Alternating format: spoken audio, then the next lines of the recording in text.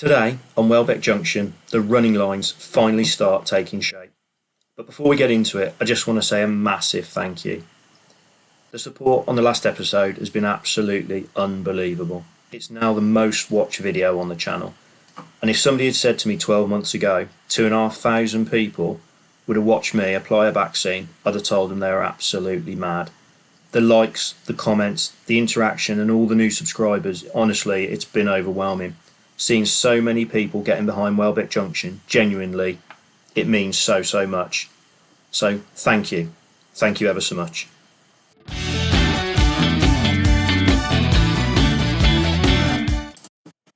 Now though, it's time to find out whether this plan actually works.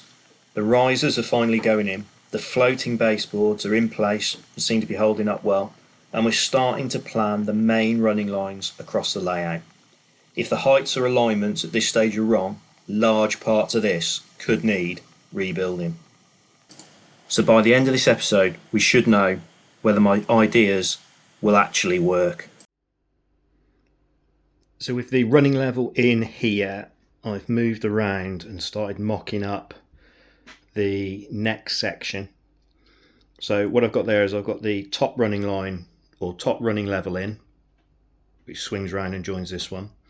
Where you can see the foam riser, that there ducks round off seam and carries on round and comes through there. And then the front fillet there, that's where the incline will go up from the lower level line up and round and then join somewhere around here with the higher level at the junction.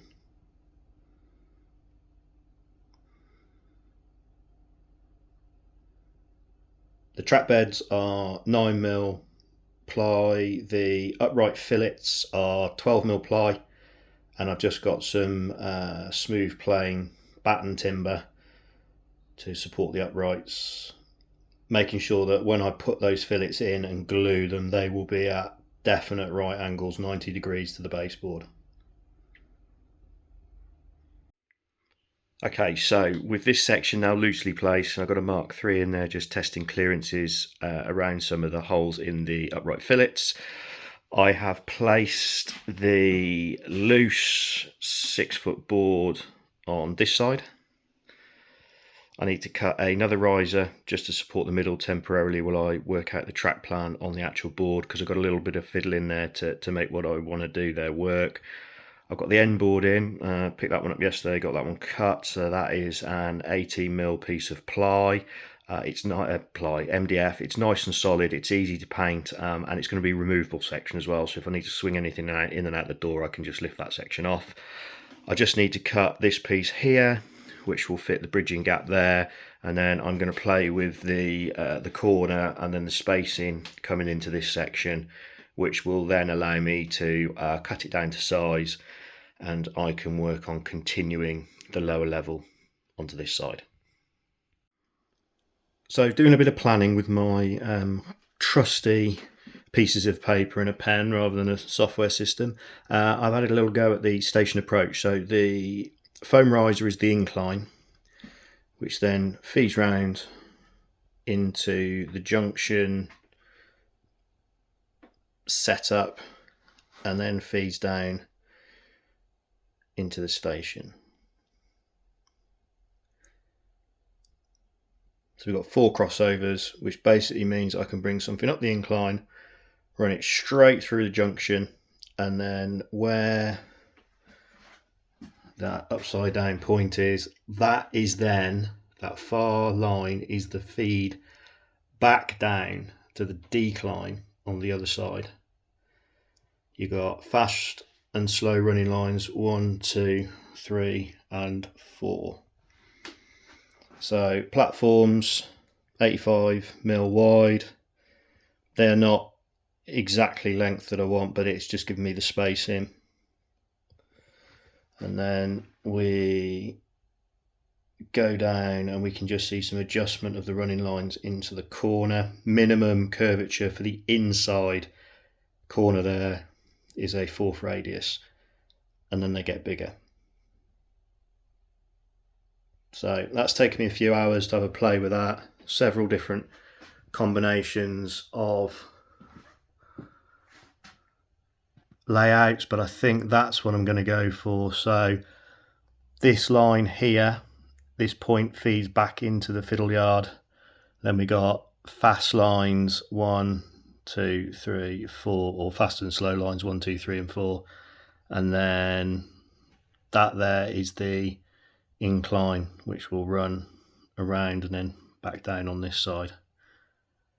I'm quite happy with that. I'll have a sleep on that, just have a little think about whether I feel that that is the best layout for it. What it does do is it gives me space on this side here to put some sort of signal box to oversee the junctions, and also probably a dead siding down here with a couple of old balusters or something in it for a bit of interest. So with the track lifted and just my cutting edge technology track planning in place, you can now see station, and then I'm just mocking up where the station will then go underground. So the two shorter or narrower platforms on the left and the right, ignore them, they're just to level up the boxes. But where the cross-country Mark III is, the platform there, and then the longer platform will be platforms, and then they're going to disappear underneath before the back scene.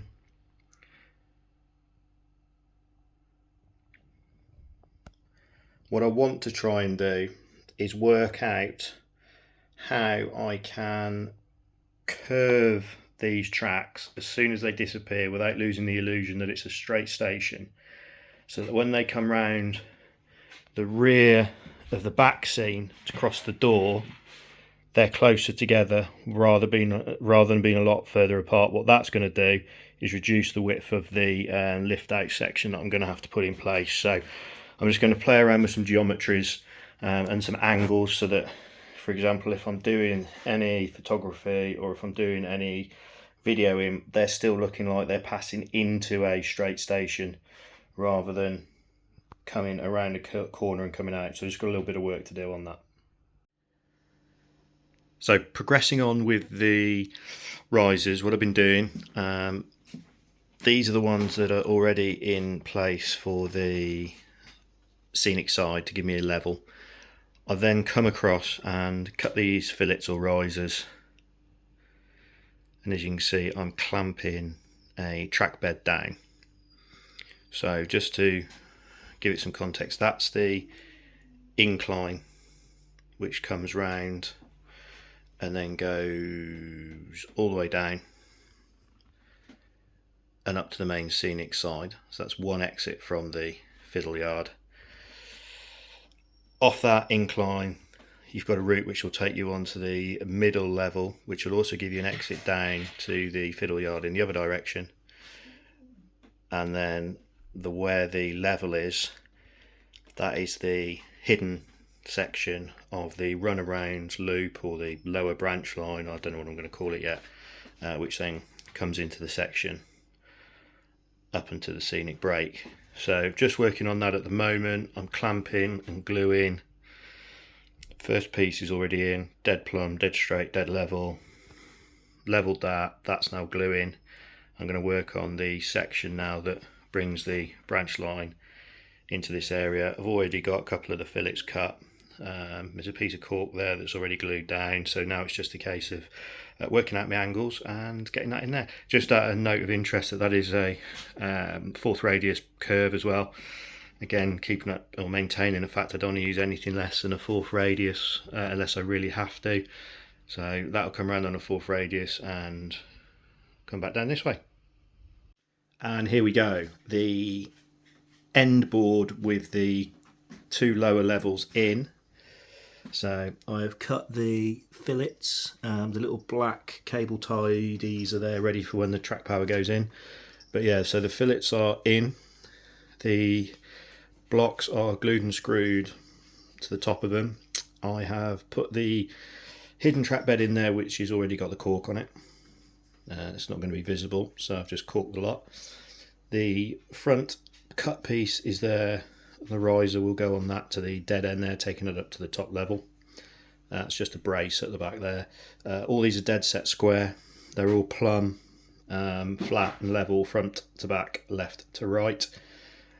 So my next job here is to or just loosely place the board where the spirit level is, place the cut piece to the right, get that in place and just hold it so that then I can get the incline running back around this way.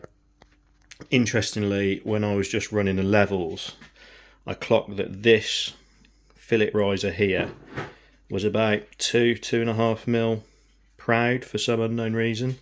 So unscrewed, got the chisel out, got it up, shaved the bottom of it off, and now dropped it back on, and now it's absolutely plumb straight, left to right, front to back, and level with the others around it. Absolutely no idea how I've managed to do that, but it is the only one thus far, so I'm happy with that.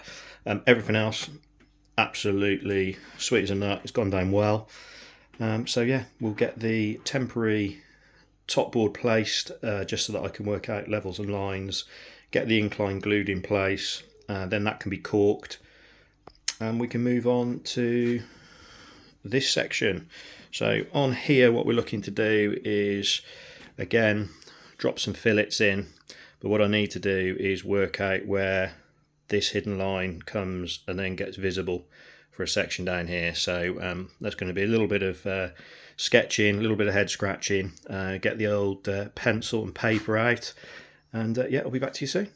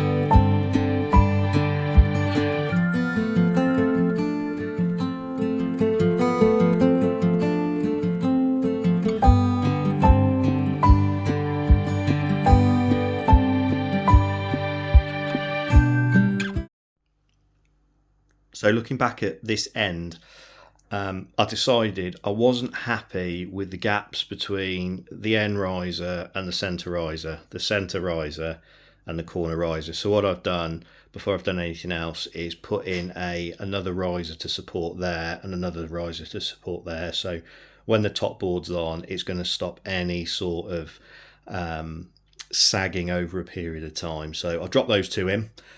Place the top board on, which gave me my levels to be able to then temporarily place the two levels on this side. Now these are higher than they will be because they're on Coke Tango cans, but it does mean I can work out how deep this board's going to be and then what I've got left on the front of this board. So the top board in my normal style is pencil drawn with some double crossovers which feed into the platforms. The final crossover here then feeds down onto the dead end riser, which will come around the corner, and then I've got the lower level in as well. So what I'm actually going to do now is cut the risers for this section, cut the boards so that then I can completely fit the bottom level risers in, leave the top one floating as I have over here, and then I'm probably going to look at, before I lay any track, cutting the end scenic break with the holes for the track to pass through, followed by, and this could change, then laying some track on the lower levels all the way around to join up with the board on this side. That will then mean that I can just do some testing, get the lower level running, get some trains possibly running on the lower level around sort of a third of the layout before I start working on the top. I'm also waiting on a couple of different things, a DCC Concepts shuttle system, which I've decided I've got the space to put in, so I'm going to do that. I need some new, or I'm waiting on delivery of some 3mm cork bed, and a couple of other bits and pieces. So what that means is I'm delayed on finishing this section, but I'm not delayed on finishing this section because I've got the timber to work on it. So I think that's going to be my plan next. Some progress had. So the risers are all cut for the station, sort of on a dogleg basis, where the lower Stanley will be the lower running lines, and where the higher spirit level will be the higher lines. So all the risers are cut. All the little battens to support them are cut. Nothing is glued yet. It's just loosely placed. So you can see the lower level running line coming in there. So next up is getting these glued, getting them square, and getting them all ready to take the lower level board, which will run around there and then exit through that hole there. That's actually cut, as is the top board as well. So plan for this evening is to get these glued so that they can sit and dry overnight, so I can pick back up tomorrow morning. Last night I glued in the risers on this section.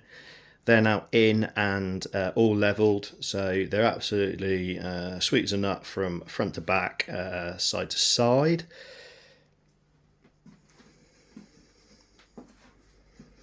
The board joins there are lovely and square as well.